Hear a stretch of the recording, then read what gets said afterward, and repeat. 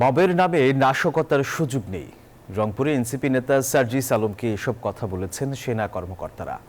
JaPa chairman GM কাদেরের রংপুরের বাসভবনে হামলা ও ভাঙচুরের ঘটনায় শনিবার মধ্যরাতে বৈষম্য বিরোধী ছাত্র আন্দোলন ও বিএনপির নেতাদের ডেকে জিজ্ঞাসাবাদ করে সেনাবাহিনী। খবর পেয়ে ওই সময় সেখানে ছুটে যান এনসিপি নেতা সার্জিস আলম। তিনি সেনাবাহিনীর ৭২ পদাতিক ব্রিগেডের কমান্ডার ব্রিগেডিয়ার জেনারেল হুমায়ুন কাইয়ুমের সঙ্গে দেখা করেন।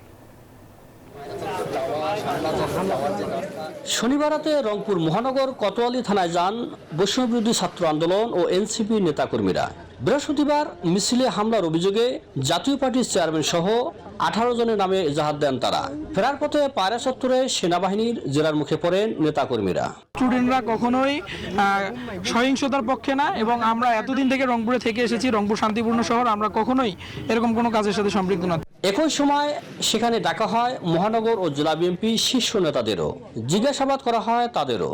এই জিনিসটাকে গভীরভাবে পর্যবেক্ষণ করে আমাদের সংগঠনের কেউ যদি এই রকম ঘটনার সাথে জড়িত থাকে, আমরা অবশ্যই সাংগঠনিকভাবে তার বিরুদ্ধে ব্যবস্থা নেব।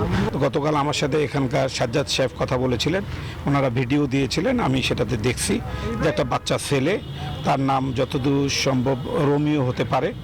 এখন ওনারা আমাদের কাছে সহযোগিতা চাইছেন, আমরা ওনাদেরকে সহযোগিতা করব।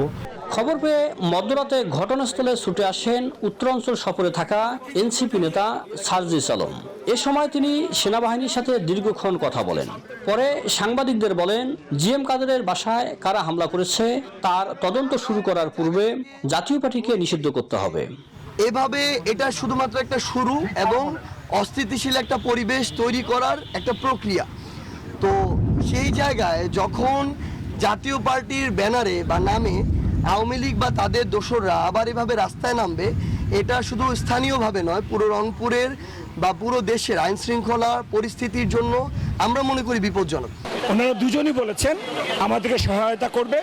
ওনারা ভিডিও ফুটেজ দেখেছেন, ছবি দেখেছেন, তারা আইডেন্টিফাই করতে পেরেছেন যে কেউ কেউ আছে তাদের দলে যাদের হাতে লাঠি এবং অন্যান্য যে সকল জিনিসগুলো ছিল সেটা থাকার কথা ছিল না।